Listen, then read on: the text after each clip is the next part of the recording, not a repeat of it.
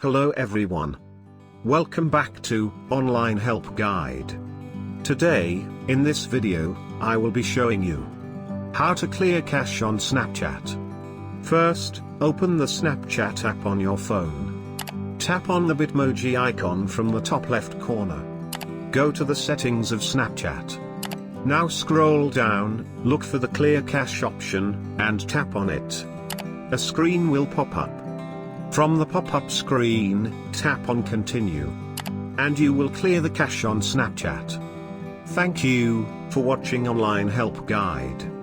Hope this video was helpful and you're able to clear the cache on Snapchat. If you like our video, then don't forget to hit the like button on our video and comment down if you have any question or feedback.